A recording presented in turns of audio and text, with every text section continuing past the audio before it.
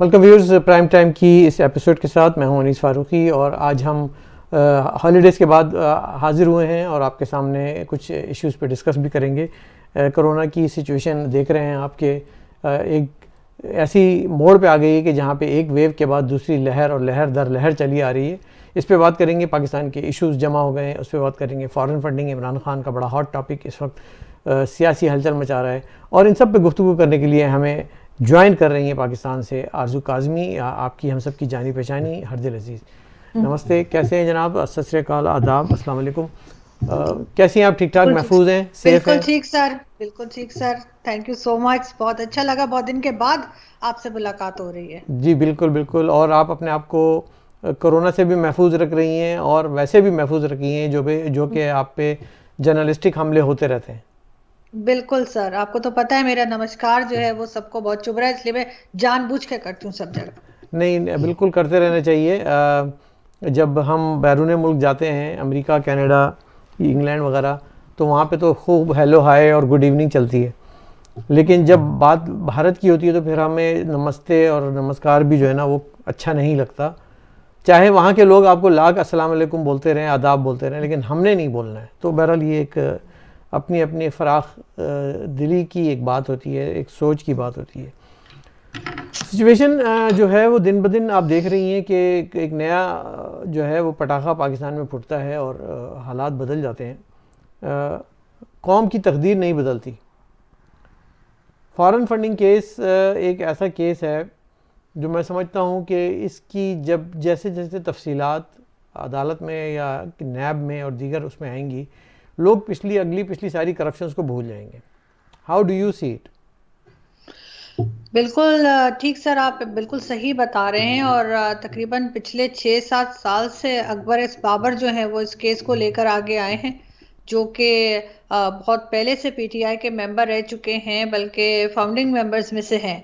मगर उनकी इसी बात के ऊपर उनके इख्तिलाफात हुए थे इमरान खान साहब से, और उस वक्त से वो इस केस को लेके आगे बढ़ रहे हैं, मगर उनको आगे नहीं आने दिया गया।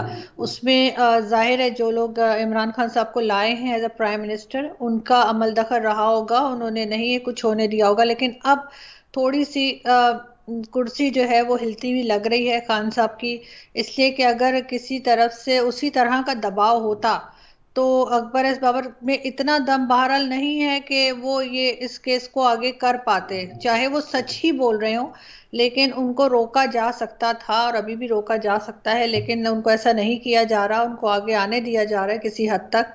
तो हो सकता है कि जो अब्बू हैं, जो हम लोग कहते हैं या इंडियंस कहते हैं अब्बू हैं, तो वो नाराज हो गए हैं और वो चाह रहे हैं कि ठीक है, क्योंकि हमारे यहाँ भी आपको पता है कि करप्शन केसेस पे ही लोगों को निकाला जाता है ज्यादातर। बिल्कुल। जो नवाज शरीफ साहब थे उनके ऊपर भी इसी तरह के केसेस बने थे, उससे पहले जरदारी साहब पे बन चुके हैं।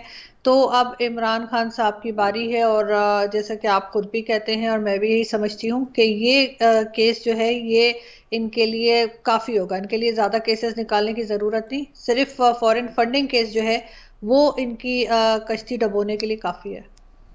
तो ये डिटेल जो जिस तरह से इल्ज़ामात दर इल्ज़ामात का सिलसिला लगता है, अपोजिशन भी लगा रही है और उसका दिफा भी ये इनकी टीम बड़ी अच्छे तरीके से कर रही है।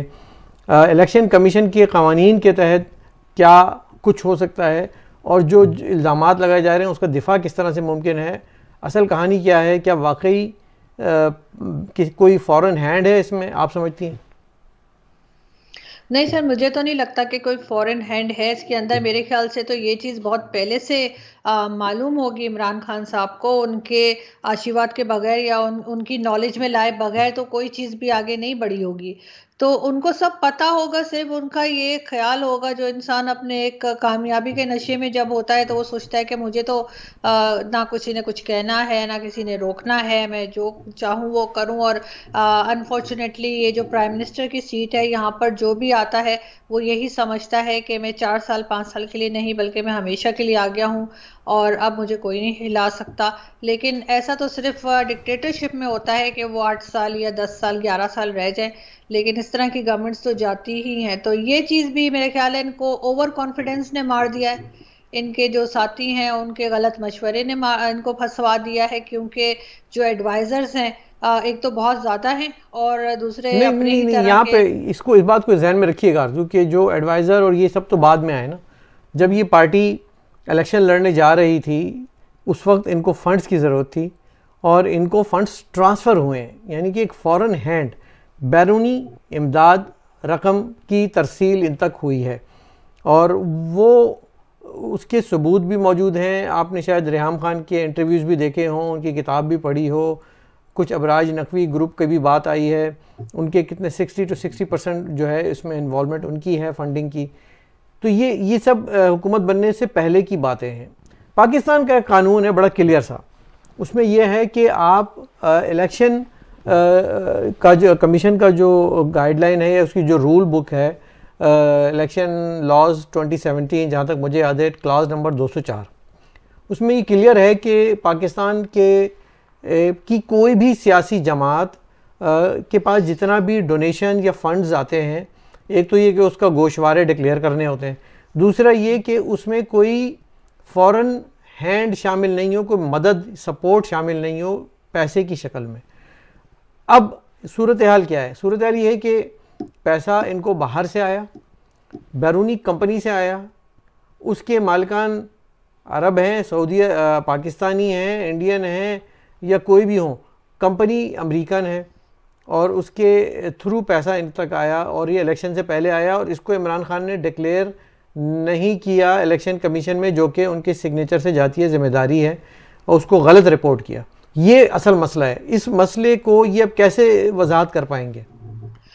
देखिए सर, सबसे बड़ी बात तो ये है कि गवर्नमेंट में आए हों या ना आए हों, जितनी भी पॉलिटिकल पार्टीज होती हैं, जितने भी इस तरह के जो प्रोजेक्ट्स होते हैं उसमें एडवाइजर्स होते हैं हर हाल में, और उसके लिए ज़रूरी नहीं है कि ये गवर्नमेंट बना चुके हों तभी इनके एडवाइजर्स हो। इनके जो पहले भी एडवाइजर्स थे उन्होंने भी इनको गलत एडवाइस किया, उन्होंने भी इनको इस तरह की फंडिंग लेने के लिए कहा, जबकि ये पढ़े लिखे हैं और ये नहीं कि ऑक्सफोर्ड तक से पढ़कर आए हैं, लेकिन इनको खुद को नहीं पता था कि ये क्या चीज़ को ओके कर रहे हैं और क्या चीज़ ये लाने दे रहे हैं, क्योंकि इनके मर्जी के बगैर हेड तो यही थे ना। ये खुद कहते हैं कि अगर कहीं करप्शन हो या कुछ गलत हो तो सबसे पहले ऊपर के लोगों को पकड़े तो सब कुछ सही हो जाएगा। तो इसका मतलब इन्होंने देखा नहीं या इन्होंने जानबूझ के ऐसे होने दिया, क्योंकि इनकी बहन के भी केसेस आ चुके हैं, अलीमा खान के, आप अच्छे तरह से जानते हैं अलीमा खान के जो सिलाई मशीन के केसेस बने हुए। तो वो मेरा नहीं ख्याल कि इमरान खान साहब को नहीं पता था, इतने मासूम नहीं है वो छोटे बच्चे नहीं है, उनको अच्छी तरह मालूम होगा कि क्या हो रहा है और किस तरह से हो रहा है, और इनके सिग्नेचर्स के साथ, इनके अप्रूवल के साथ हो रहा था। ये और बात है कि इन्होंने होने दिया, और हो सकता है इनका ये ख्याल हो कि कहीं जाके ये उसको डोनेशन बता के कुछ और बता के निकल जाएंगे, लेकिन ये उसमें फंस गए। तो इनके जो पार्टी के यानी इक्तिदार में आने से पहले, इनकी गवर्नमेंट बनने से पहले के भी जो इनके एडवाइजर्स थे उन्होंने भी इनको फंसा दिया, इसलिए कि इतनी बड़े जब आप प्रोजेक्ट बनाते हैं, चाहे वो हॉस्पिटल का हो या किसी भी चीज़ का हो, उसके एडवाइजर्स होते हैं, वो आपको बताते हैं कि आपको फंडिंग कहाँ से आ सकती है, कहाँ से नहीं आ सकती। आजकल तो हर जिसे कहते हैं ना छोटे मोटे बंदे ने रखा होता है। तो मुझे नहीं लगता कि इमरान खान साहब को सब बातों का इल्म नहीं था। अब वो मुकर जाए तो और बात है, लेकिन वो सादिक और अमीन नहीं रहे। अच्छा, ये बिल्कुल वैसे इसमें आपकी जो बात में काफ़ी वज़न है कि बाज़ औक़ात उनको ख़बर होती है, बाज़ औक़ात उनको ख़बर नहीं होती, यानी कि वो बेखबर होते हैं, बेखुद होते हैं, उनको होश नहीं होता। लेकिन ये इतनी बड़ी बात थी कि इनके मसाहिबीन ने, इनकी जो मशावरत करने वाली किचन कैबिनेट ने इनको क्लियर बताया था कि हमें इतने पैसों की ज़रूरत होगी, इतने पैसे हम जमा कर लेंगे, इतने ओवरसीज़ पाकिस्तानी कर लेंगे, इतने हम यहाँ से निकाल लेंगे, और ये कुछ हमें एक बड़ी रकम चाहिए होगी। जो ये आपने देखा ना कितने बड़े बड़े ये धरने हुए, कितने बड़े बड़े टैंकर्स पे इनकी शामें गुजरी हैं, रातें गुजरी हैं, खाने पके हैं, millions of dollars per day का ख़र्चा अफोर्ड करना, फिर उसको नैरेटिव बनाना, फिर उसको मीडिया पे जो है दिखाना, मीडिया को बाय करना, ये पॉलिटिकल मैनूवरिंग, इंजीनियरिंग, या जिसे हम कहना चाहिए कि इलेक्शन टेम्परिंग जिसे हम कहते हैं, ये हुई है फॉरेन फंडिंग की मदद से ही हुई है। और इसका जब फॉल आउट आएगा या इसके जब नताइज आएंगे कोर्ट्स में, तो ये बहुत लीथल साबित होगा इमरान खान की पॉलिटिकल पार्टी के लिए भी और उनके पॉलिटिकल करियर के लिए भी। इनको बचाया नहीं जा सकेगा। लेकिन आप ये देखें कि 2015 से ये केस लटका हुआ है और ये हरबे इस्तेमाल कर रहे हैं मुस्तकिल इसको डिले करने के। How do you see that? Sir अगर इनको पता नहीं होता और ये इतने मासूम होते कि इनको मालूम ही नहीं कि क्या हुआ है, तो फिर ये इस केस को रोकने की कोशिश क्यों कर रहे हैं? फिर ये चलने देते ना। इन्होंने जो इतने साल रोक कर रखा, इसका मतलब है कि इनको पता था कि बीच में कुछ गड़बड़ है और इनके फंसने के चांसेस हैं। अगर आपको मालूम होगा कि आगे आपके लिए कोई गड्ढा खोदा हुआ है, या आपकी खुद की वजह से या किसी भी वजह से, और आप उसमें गिर सकते हैं, आपसे कुछ गलती हो गई है, तभी आप अपने आप को बचाने की कोशिश करेंगे ना उन केसेस को। तभी ये पेंडिंग करने की कोशिश कर रहे थे और चाह रहे थे कि आगे ना बढ़े। लेकिन मैं तो इस बात को बिल्कुल भी मानने को तैयार नहीं हूँ कि इमरान खान साहब को कुछ पता नहीं था। मैं अच्छा, समझती हूँ उनको सब कुछ पता था। इनको पता भी होगा, ठीक है, लेकिन आपने देखा होगा कि इमरान खान की बड़ी अपनी एक गोशा नशीनी की सी कैफियत है इनकी, अपनी जो प्राइम मिनिस्टर हाउस में या अपने बनी गाला में ये बिल्कुल गोशा नशीन होके खामोश सूफियाना ज़िंदगी गुजारने वाले इंसान के तौर पे देखे गए हैं। और ये इनका जो 2 साल का पीरियड है, ये आपने देखा कि बिल्कुल ही कोई मीडिया प्रेजेंस नहीं रही। फिर अचानक आपने ये भी देखा कि इनको कुछ मीडिया एंकर्स ने 1-on-1 इंटरव्यू के लिए इनको बाहर धूप भी लगाई गई, इनको थोड़ा सा रोशनी में भी लाया गया। लेकिन वो भी एक तरह के तौसीफ़ बाहमी का एक सिलसिला, एक सेटअप स्टेज जिसे कहना चाहिए, स्क्रिप्टेड शोज़ हुए और उसमें भी एक ही वन साइड नैरेटिव पेश किया गया। एंकर्स भी बड़े डरते डरते सवाल किए गए, उनको ज़्यादा आवाम के सामने पेश नहीं किया गया। तो क्या ये दिखाने की कोशिश की जा रही थी कि अभी इमरान खान जो है वो इमरान खान है, वही बोलने वाला इमरान खान, वही अपनी बात का वज़न रखने वाला? क्योंकि लोगों में इमेज ये बन गई थी कि ये तो बस सोते रहते हैं और इनके फ़ैसले कोई और करते हैं, इनके जो फॉरेन और इंटरनल मैटर्स हैं वो कोई और डील करता है। So still after 2 years do you see Imran Khan as a leader जो नेशन चाहती थी? सर मुझे नहीं लगता कि नेशन जो चाहती थी इमरान खान साहब उस तरह के निकले हैं। लेकिन ये ज़रूर है कि अगर हम हिस्ट्री में देखें तो बहुत से लोग ये बात भी कर रहे थे कि जब कोई गवर्नमेंट जाने वाली होती है या कोई गवर्नमेंट को खुद को ऐसा लगता है कि शायद हमें निकाल ना दिया जाए, तो उस वक्त वो जो भी प्राइम मिनिस्टर होता है या सदर होते हैं, वो अचानक से बहुत ज़्यादा टीवी इंटरव्यूज देना शुरू कर देते हैं। उसमें मुशर्रफ साहब को भी हमने देखा, बिल्कुल सही कह रही हैं। हमने उसमें नवाज शरीफ साहब को भी हमने देखा, हमने कई और लोगों को भी हमने इस तरह से देखा हिस्ट्री में। तो यही चीज़ इमरान खान साहब ने शुरू की, लेकिन फ़र्क सिर्फ ये था कि अपने मर्जी के एंकर्स, अपनी मर्जी के सवालात, अपने मर्जी के टीवी चैनल्स, तो वो मेजॉरिटी इसी तरह के उन्होंने इंटरव्यूज दिए जो कि जिसपे लोग हंसे भी कि मतलब ये तो कोई सवाल ही नहीं कर रहे, यानी कोई ड्रामा आर्टिस्ट है उसको बैठ के दे रहे हैं इंटरव्यू। तो इस तरह के उन्होंने इंटरव्यूज किए, लेकिन उससे इम्प्रेशन यही बना कि शायद इनको भी ऐसा ही लग रहा है कि अब चल चलाओ है और इसलिए ये बहुत ज़्यादा इंटरव्यूज दे रहे हैं, जो हम पहले भी देखते चले आ रहे हैं। लेकिन लोगों में मायूसी है, लोग बहुत मायूस हैं। मैं किसी से बात करती हूँ, किसी से मिलती हूँ, चाहे आप मार्केट में किसी से बात करें तो वो यही कहते हैं कि हम इंतज़ार कर रहे हैं कि ये कब जाएंगे, क्योंकि लोगों को जाहिर है इनकी फॉरेन फंडिंग से शायद इतना फ़र्क ना पड़ता हो, लेकिन जो महंगाई होती चली जा रही है, आज भी पेट्रोल की प्राइस बढ़ाई है, उससे ज़रूर लोगों को फ़र्क पड़ता है। क्योंकि सिर्फ पेट्रोल की प्राइस नहीं बढ़ी है, इसके साथ ही हर चीज़ की प्राइस बढ़ जाएगी, चाहे वो आटा हो, चावल हो, दवाइयाँ हो, कोई चीज़ भी हो, मेडिसिन, हर चीज़ लोगों को अब महंगी मिलेगी। तो लोग को पहले इस तरह का कभी फेस करने को इतना ज़्यादा नहीं मिला कि महंगाई इस तेज़ी के साथ बढ़ी हो। तो इसलिए भी इमरान खान साहब जो हैं वो काफ़ी अपने जो वोटर्स हैं उनको, बल्कि जो लोग इनको लेकर आए थे, मेरा मतलब है पब्लिक, जो पब्लिक इनको लेकर आई थी और इनको बहुत फेवर करती थी, वो हज़ारा के बाद से वो भी पीछे हट गई और वो भी कह रही है कि हम इनको डिफेंड नहीं कर सकते, कि ये हज़ारा के लोगों से मिलने नहीं गए और इन्होंने उनके लिए जो अल्फाज इस्तेमाल किए वो भी लोगों को पसंद नहीं आए। और अब साथ ही साथ आप देखें कि ये जो इन्होंने पेट्रोल बम गिराया है लोगों के ऊपर, तो यानी कि मेरा ख्याल है आपका कहने का मकसद और जो हमें समझ में आ रहा है वो ये है कि बुझते हुए चिराग की जो आखिरी टिमटिमाहट होती है, जिसमें वो बहुत उछलता है, बहुत कूदता फांदता है और बहुत जलता है और हिलता जुलता है, वही सिचुएशन इस वक्त जाते जाते वज़ीर आज़म की लग रही है। लेकिन अभी तो 5 साल पूरे नहीं हुए और ये अभी से टिमटिमाना शुरू हो गए। ये एक बड़ी सवालिया एक निशान है। सियासी लेकिन तौर पे सर वो एक बहरहाल। चीज, सर सॉरी आपकी बात काट रही हूँ, एक चीज कहूंगी, इनके कुछ मिनिस्टर्स ये भी पिछले दिनों कहते हुए पाए गए हैं कि हम -1 के लिए तैयार हैं, और -1 तो बहुत से मुल्कों में होता है। तो अगर इनके मिनिस्टर खुद ये बात कर रहे हैं, इसका मतलब है कि कुछ ना कुछ चल रहा है। देखिए जी, -1 के फेवर में तो मैं ना पहले था, ना मैं आज भी हूँ, और ना मैं इसको करूँगा। उसकी वजह यह है कि सियासी अमल और दुनिया के किसी भी जमहूरी अमल में ये माइनस का फार्मूला कहीं नहीं है। जब हम किसी को माइनस करते हैं तो बेसिकली हम अपने ही किसी पाकिस्तानी शख्स को माइनस करते हैं अपने ही निज़ाम से, और यानी कि हम अपने पाकिस्तान को माइनस करते हैं। और ये आज तक फार्मूला कामयाब हुआ नहीं है। अगर ये कामयाब हो चुका होता आरजू, तो अब आप सोचिए कि जुल्फ़िकार अली भुट्टो को माइनस किया गया, पहले उनकी ज़िंदगी में कहा गया कि आप हट जाएं, आपकी जगह हम ये आपके जो भारी वज़नी जो आपके लीडरशिप है उसको हम ले आएंगे। वो कामयाब नहीं हुआ। बेनज़ीर को वाइप आउट करने की कोशिश की गई, उनको किया गया, माइनस किया गया, वो भी कामयाब नहीं हुआ, क्योंकि उसके बाद से लीडरशिप का फुकदान है वहाँ पे। नवाज़ शरीफ को माइनस करने की बात की जा रही है, और कहा जा रहा है कि वो मुल्क से बाहर हैं, गद्दार हैं, और उनका नैरेटिव बड़ा ख़तरनाक है। शहबाज शरीफ एक एक्सेप्टेबल सोल्यूशन है।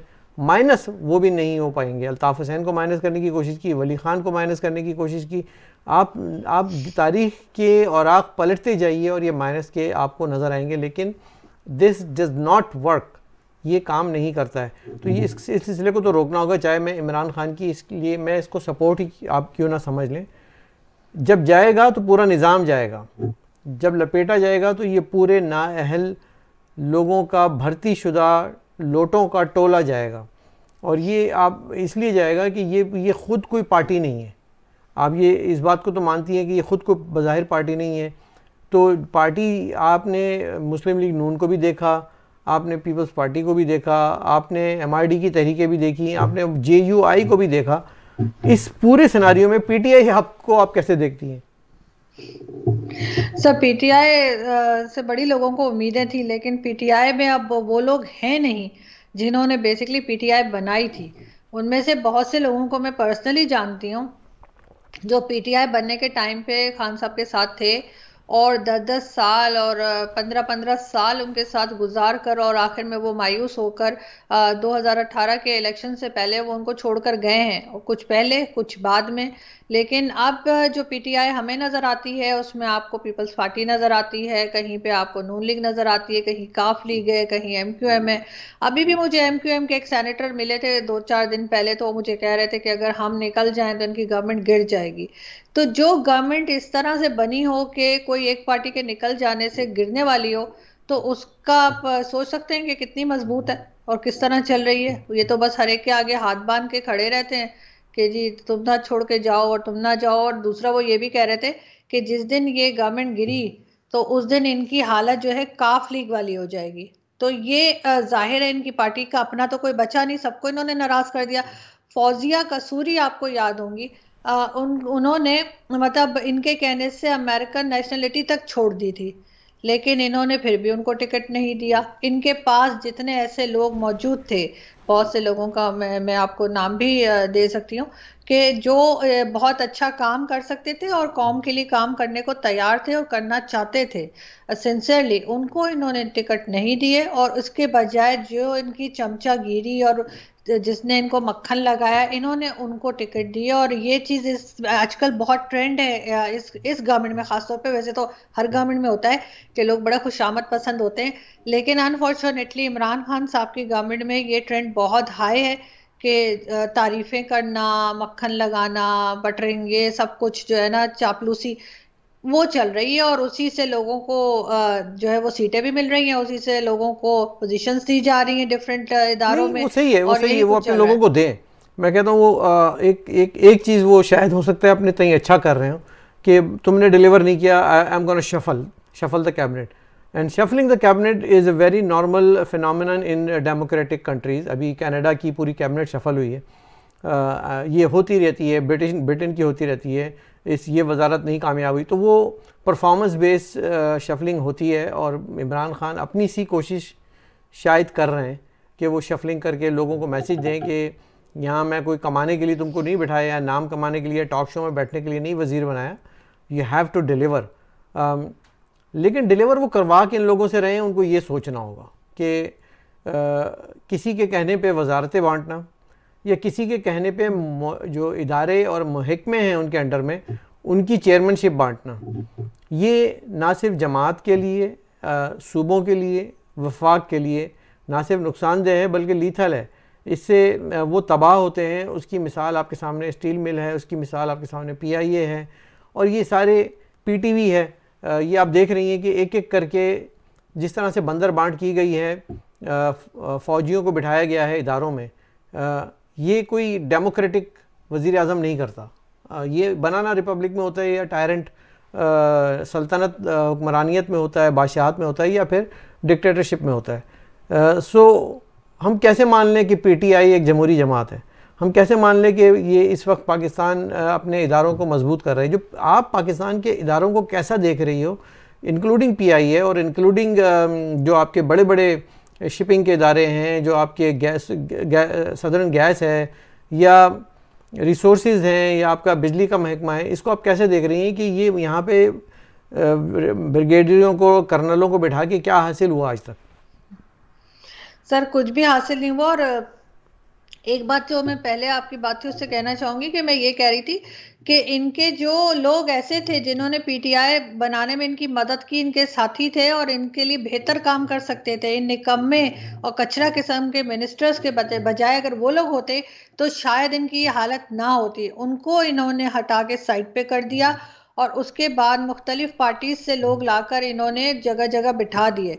और ये जर्नल्स और ये सर इनको कोई फर्क नहीं पड़ता, सारे इदारे इन्होंने तबाह कर दिए, चाहे वो स्टील मिल हो, चाहे PIA हो, चाहे PTV हो, कोई भी हो। अब तो ये तक बात होने लगती है, लोग मजाक में ट्विटर पे लिखते हैं कि भाई अभी 4 जर्नल्स पे रिटायर हो रहे हैं, हमारे पास महकमा तो कोई रहा नहीं है, कहाँ लगाएंगे उनके लिए उनके लिए बनाओ महकमा, कुछ करो।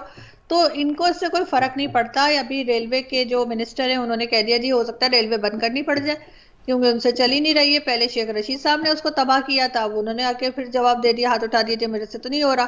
तो इनका कुछ भी नहीं है, हर चीज को इसी तरह से, जैसे PIA का आज भी हम लोग बात कर रहे थे, PIA का प्लेन जिस तरह से ग्राउंड किया गया, जिस तरह से इन्होंने लीज नहीं भरी, ये हुआ तो क्या PIA का जरा बताइएगा हमारे व्यूअर्स को जो अभी देखेंगे, उनको बताएं तो सही ये कहानी कहाँ से शुरू हुई और ये मतलब इतनी हजीमत, इतनी एम्बेरसमेंट, डिसग्रेस जो नेशन को उठानी पड़ी है।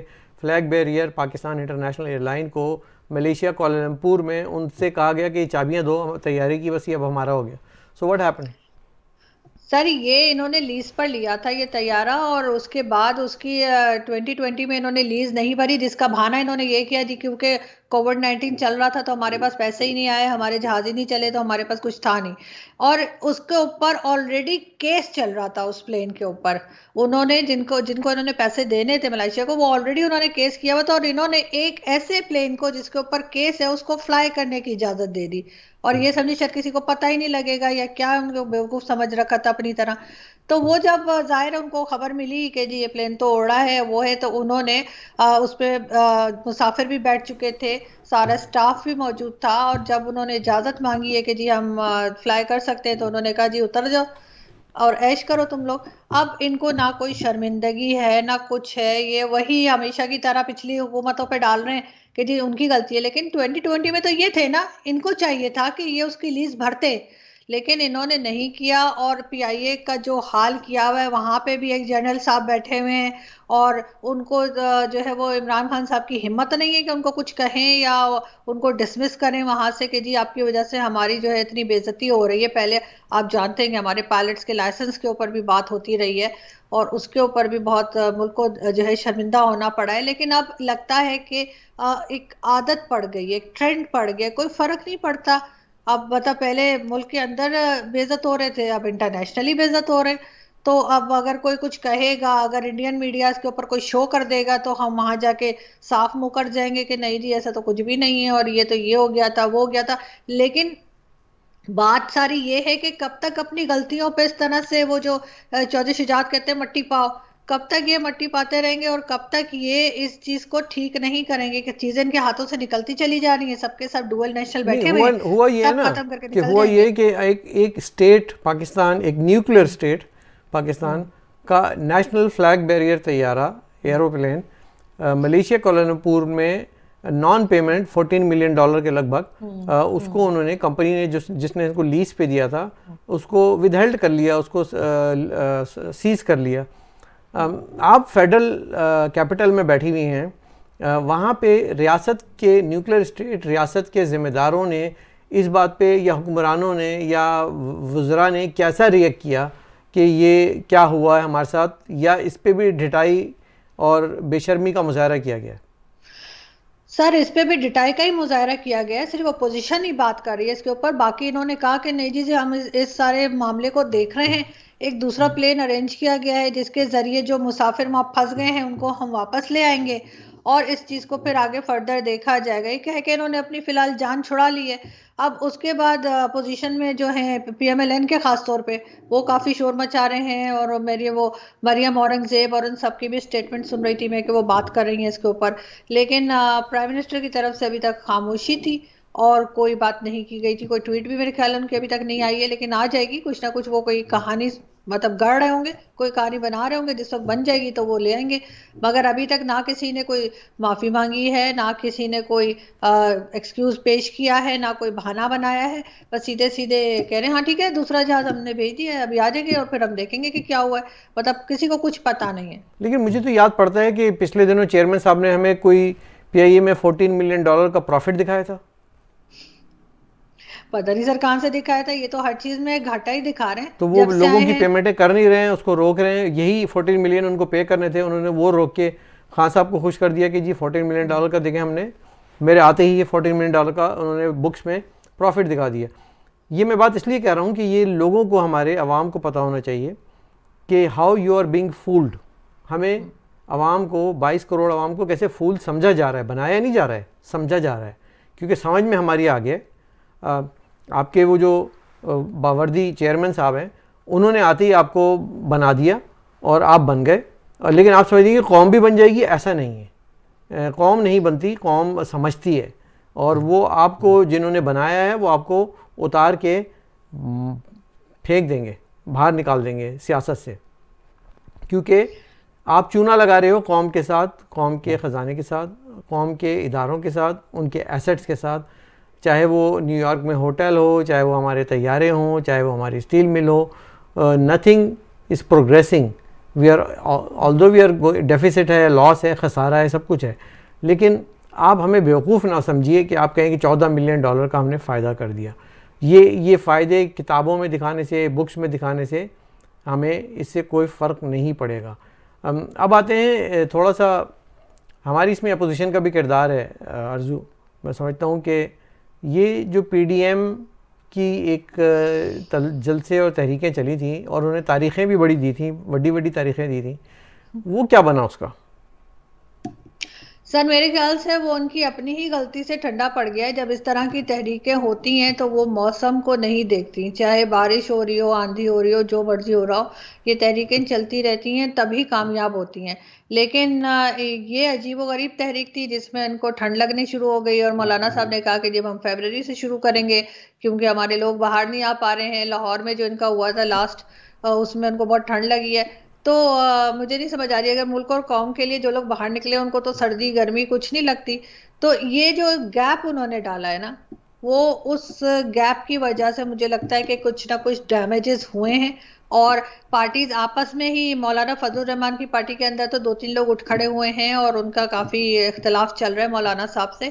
इसी तरह की सूरत हाल जो है वो PMLN और पीपल्स पार्टी की भी है कि बिलावल भुट्टो कुछ और बात कर रहे हैं, मरियम नवाज कुछ और बात कर रही हैं, और जब ये बात मीडिया में आती है तो थोड़ी देर के लिए वो कहते हैं नहीं नहीं हम तो एक ही पेज पर हैं, लेकिन थोड़ी देर बाद फिर वही होता है। लेकिन मौलाना फजलुर रहमान की पार्टी में तो बहुत ओपनली जो है इख्तलाफ चल रहा है और लोग जो है वो अलग अलग बात कर रहे हैं, बल्कि एक दो ने तो अपनी अलग पार्टी भी शायद बनाने का ऐलान कर दिया है।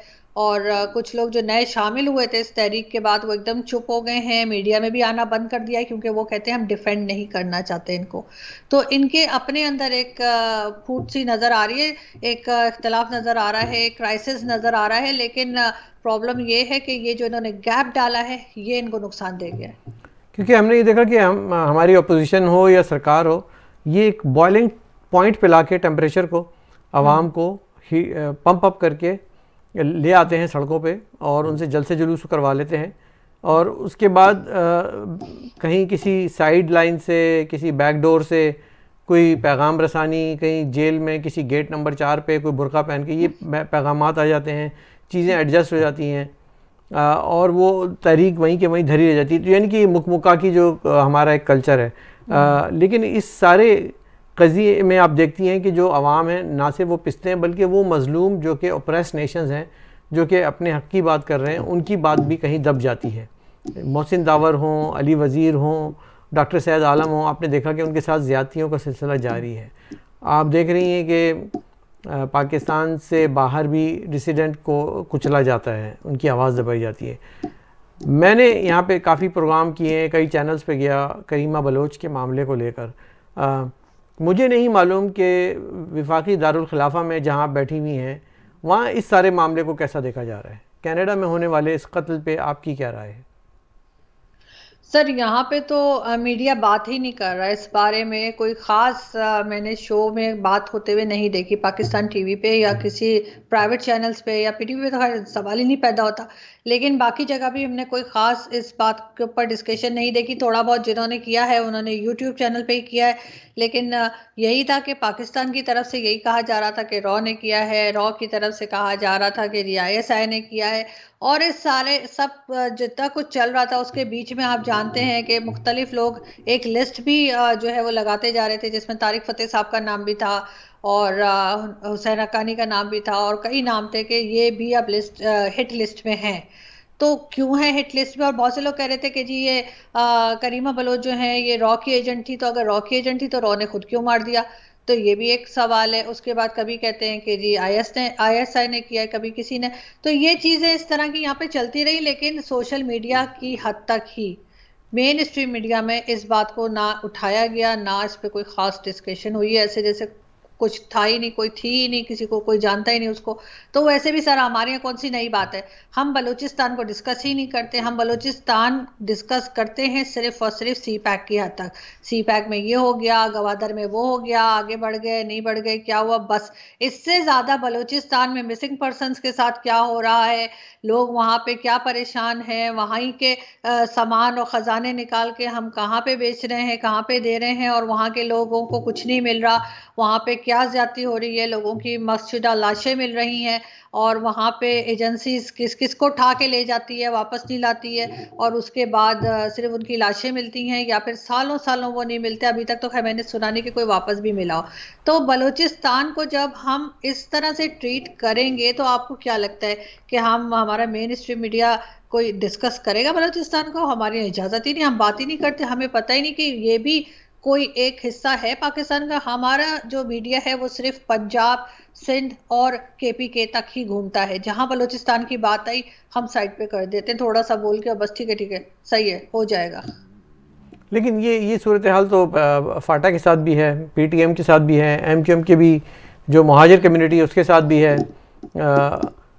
एक सेलेक्टिव रवैयों का नाम है हमारी सियासत, जहाँ पे हम सिर्फ मखसूस लोगों को जो कि both side of the fence चल सकते हों उनको लेके चलेंगे, लेकिन अगर कोई अपने हक़ की बात करेगा उनको लेकर नहीं चलेंगे।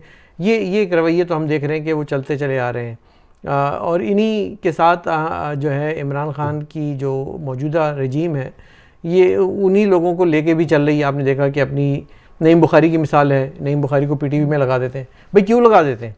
आप मुझे समझाएं कि एक कौमी इदारा है, आप उसमें इस तरह की मनपसंद भर्तियां करेंगे तो ये काम कैसे चलेगा, आगे तो नहीं बढ़ेगा।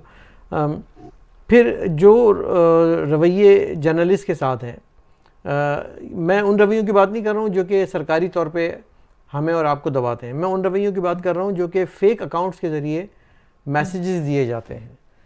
और इस पर मैं ज़रूर बात करना चाहूँगा। हमने हल्के फुल्के मोड में शुरू में बात की थी कि आप को लेकर, चूँकि आप इस वक्त मौजूद है मेरे सामने, तो मैं इसका फ़ायदा उठाते हुए जानना चाहूँगा कि आपको लेकर एक कैंपेन चली बाकायदा मुनज़्ज़म, उसके बारे में हमारे व्यूअर्स को बताइएगा। और how did you react to that campaign? Sir बिल्कुल, अभी भी सर पहले तो खैर मैं परेशान हुई थी थोड़ा सा, लेकिन बहुत मामूली सा, क्योंकि मुझे आदत नहीं है। तो बहुत मुझे अजीब सा लगा, और तरह तरह के मैसेजेस थे, मार देंगे, कभी क्या कर देंगे, नमस्ते क्यों करती हो, ये इंडियंस के साथ क्यों बात करती हो, उनको क्यों रिप्लाई जा रहा है, या किसी इंडियन पैनलिस्ट के साथ क्यों शोज हो रहे हैं, तरह तरह की बातें थी सर। लेकिन उसमें मेरा ख्याल है ज्यादा काम उन लोगों का था पाकिस्तान से, वैसे तो बहुत और दूसरे भी हो सकते हैं, लेकिन ज्यादा काम उन लोगों का था जिनके अपने यूट्यूब चैनल नहीं चलते, और जिनको प्रॉब्लम होती है कि एज अ फीमेल ये कैसे आगे बढ़ रही है, और हम जो है वो सो कॉल्ड मर्द होके भी क्यों काम उस तरह से नहीं कर पा रहे। तो उसके लिए सर हर तरह का उन्होंने हर बार इस्तेमाल किया, मेरे पेरेंट्स को बुरा भला कहना, मेरे पेरेंट्स को गालियां देना, मेरे फादर को गद्दार बोला, मेरी मदर को पता नहीं क्या कुछ बोला, फिर मुझे कहा गया कि जितना कैरेक्टर एसेसिनेशन मेरा कर सकते थे वो उन्होंने कर लिया। मैंने कहा करते रहो, मुझे कोई फर्क नहीं पड़ता, इसलिए कि अगर इस बात से मैं रुकी तो फिर तो काम नहीं हो सकेगा। और मेरे जो है, और कुछ हो ना हो, मेरे पेरेंट्स ने मुझे कॉन्फिडेंस बहुत दिया है, और मैं जैसे कहते हैं ना कि एक तरह से लड़कों की तरह ही पली बड़ी हूँ, बिकॉज मेरे दो बड़े भाई हैं और मैं एक ही, तो मैं I am more like a Tom boy type की, तो मुझे उससे कोई फर्क नहीं पड़ता एज लॉन्ग एज मैं अपना काम ठीक कर रही हूँ, मेरा सही तो करते रहे, कोई फर्क नहीं पड़ता। थोड़ा बहुत होता है कि हाँ, घर से बाहर निकलने में थोड़ा सा घर वाले कहते हैं कि एहतियात करो, क्योंकि ये पागलों की कंट्री है सर, कोई पता नहीं किस तरफ से कौन आके आपको हिट कर दे। तो मैं तो जब से ये चीजें बढ़ी हैं और अभी तक चल रही हैं, तो मैं तो बिल्कुल इस तरीके से रहती हूँ कि ठीक है, आज का दिन गुजर गया, देखते हैं कल भी होंगे या नहीं होंगे। तो क्योंकि पाकिस्तान में आपको मालूम है कि किसी के ऊपर भी इस तरह से अटैक किया जा सकता है, बहुत आसान है, कोई पूछता नहीं। हमारे यहाँ तो सर प्राइम मिनिस्टर्स तक को मार दिया है, आज तक कोई पकड़ा गया, पता लगा कि कौन है, तो हम किस खेत की मूली हैं। लेकिन ये कि ये चीज़ होती है और रेगुलर बेसिस पे हो रही है और डेली ऑलमोस्ट हो रही है। लेकिन ये कि एक दो दफ़ा मैंने कंप्लेन भी की है उन फेक आईडीज की, क्योंकि उन लोगों में इतनी हिम्मत तो होती नहीं कि अपनी ओरिजिनल आईडी के साथ बात करें, तो फेक आईडीज बना बना के कुछ भी बोलते हैं, और बहुत से लोगों का मुझे आइडिया भी है कि कौन है कौन नहीं है। लेकिन ये कि क्या करें सर, इस तरह की हमारी मेंटालिटी, इस तरह की हमारी सोसाइटी ऐसी है कि वो नहीं किसी तो भी यानी कि फीमेल को अगर नहीं आगे शोएब आने अख्तर देते। और वसीम अकरम इंडियन चैनल्स पे बैठ के धुएंधार वहाँ पे तबसरे करते हैं, बल्कि वहाँ मुंबई स्टूडियोज़ में बैठ के वहाँ पे जो है वो उनकी दोस्तियाँ यारियाँ और प्रोग्राम चल रहे हैं, पेड प्रोग्राम चल रहे हैं, तो वो दुरुस्त है। एक महिला, एक खातून पाकिस्तान में बैठकर एक बोल्ड आवाज़ मजलूमों की अपनी एक सच्चाई के साथ जर्नलिज्म कर रही है, वो आप उन्हीं लोगों को खलता है कि जो अपने आप को इनसिक्योर महसूस करते हैं, जो थ्रेट महसूस करते हैं कि इनका यूट्यूब चैनल क्यों पॉपुलर हो रहा है, इनकी आवाज़ क्यों ज़्यादा सुनी जा रही है, हम शुरू कर रहे हैं, हमारा क्यों नहीं चल रहा, और फिर वो किस तरह से आपको नीचे दिखाएं। तो बजाय इसकी कि वो अपने काम से, अपनी मेहनत से अपनी एक पहचान बनाते, उन्होंने एक तरीक़ा ये ढूंढा कि आरज़ू काज़मी को टारगेट करके उनको नीचा दिखाया जाए। So I think this is condemnable and हम आपके साथ हैं, पूरी दुनिया के जो भी लोग हैं वो आपके साथ हैं और हमेशा रहेंगे, और हम इसी तरह से लोगों को गुफ्तगू करने के लिए कनेक्ट करेंगे, उनके साथ बात करेंगे, नमस्ते भी करेंगे, सलाम भी करेंगे, आदाब भी करेंगे, और कोई माई का लाल ना आपको रोक सकता है, ना मुझे रोक सकता है, ना हम जैसे लोगों को रोक सकता है। बहुत बहुत शुक्रिया आरज़ू काज़मी, बी सेफ़ और अपना ख्याल रखिएगा। हम इसी तरह से मिलजुल कर अपनी आवाज़ लोगों तक पहुँचाते रहेंगे। नाज़रीन, ये हमारा प्रोग्राम था। अनीस फारूकी को अब इजाज़त दीजिएगा। Have a great evening.